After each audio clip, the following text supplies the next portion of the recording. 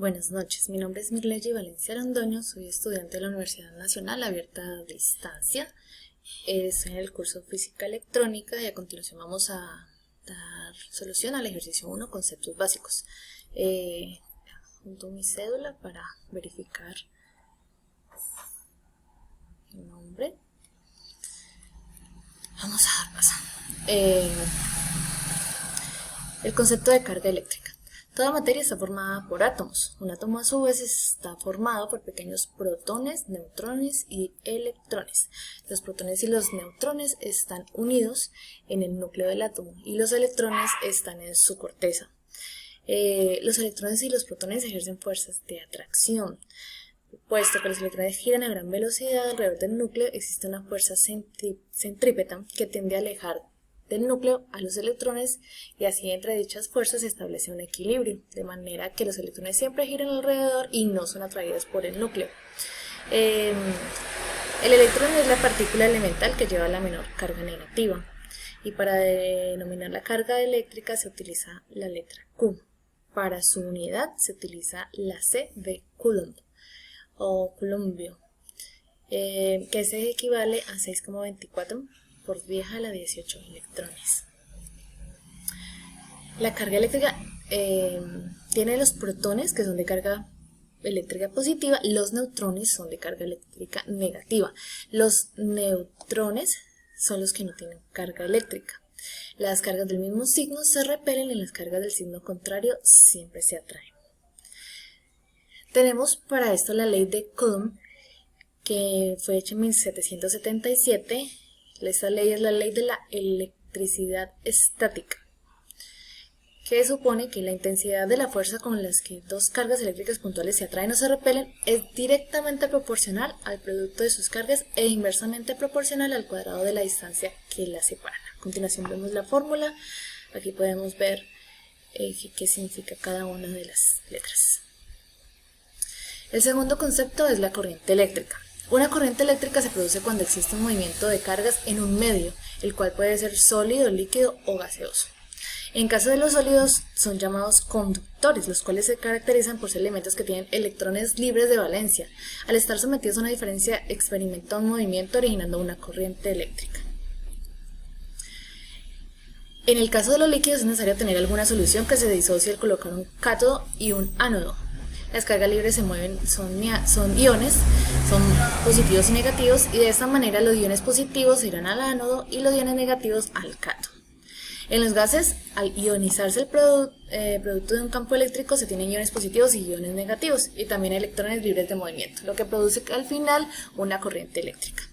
La corriente eléctrica se mide la intensidad de la corriente en amperios.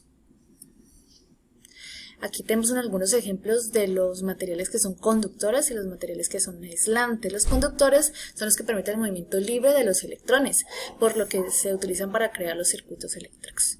Entre estos podemos tener el oro, la plata, que son incluso de los más altos en conducción, pero resulta que son muy costosos. Entonces se usa mayormente lo que es el bronce.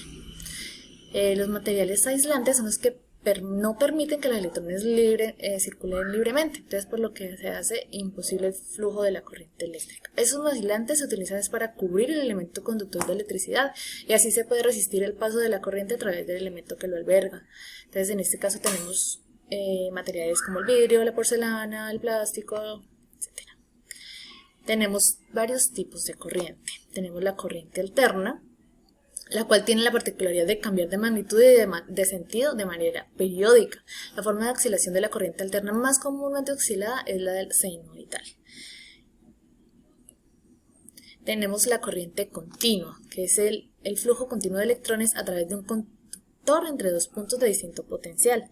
A diferencia de la corriente alterna, en la corriente continua las cargas eléctricas circulan libremente en la misma dirección. Es decir, los terminales de mayor y de menor potencial son siempre los mismos. Aunque comúnmente se identifica la corriente continua con la corriente constante, es continua toda la corriente que mantenga siempre la misma polaridad.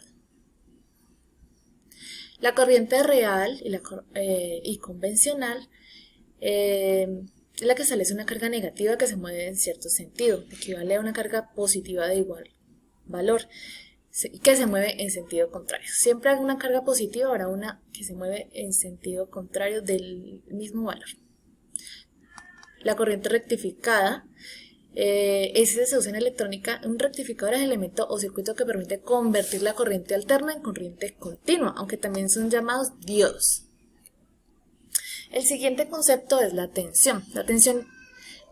La tensión, diferencia de potencial o voltaje, que es lo mismo, es la presión que ejerce una fuente de suministro de energía eléctrica o fuerza electromotriz, que vamos a seguir llamando FEM, sobre las cargas eléctricas o electrones de un circuito eléctrico cerrado, para que establezca flujo de una corriente eléctrica.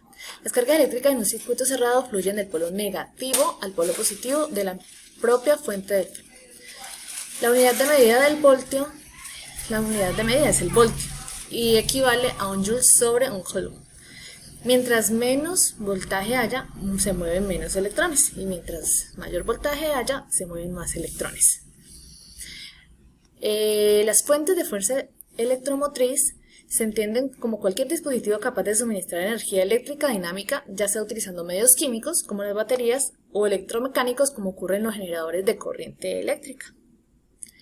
El siguiente concepto es la energía. La energía es la capacidad de los cuerpos para realizar un trabajo y producir cambios en ellos mismos o en otros cuerpos. Es decir, el concepto de energía se define como la capacidad de hacer funcionar las cosas. La unidad de medida que utilizamos para cuantificar la energía es el joule. Y la energía se manifiesta de diferentes maneras, recibiendo así denominaciones diferentes, según la acción y el cambio que pueda provocar. Los tipos de energías pueden ser energía mecánica, energía interna, energía eléctrica, energía térmica, energía electromagnética, energía química o la energía nuclear. Aquí tenemos un pequeño resumen de las magnitudes eléctricas. La tensión se representa con la letra V y se mide en voltios. Para tensiones de mayor voltaje se emplea el kilovoltio. La intensidad, el consumo o corriente, que es lo mismo, se representa con la letra I y se mide en amperios. Esto equivale a un coulomb por segundo. La resistencia se representa con la letra R y la impedancia se representa con la letra Z. Ambos se miden en ohmios y se utilizan microohmios para las más pequeñas y kiloohms para las más grandes. La potencia, que es la energía o el trabajo traspasada a una unidad de tiempo, se representa con la letra P. Ahora la pregunta problematizadora: ¿existe alguna diferencia fundamental entre el concepto de potencia eléctrica y energía? ¿Cuál es?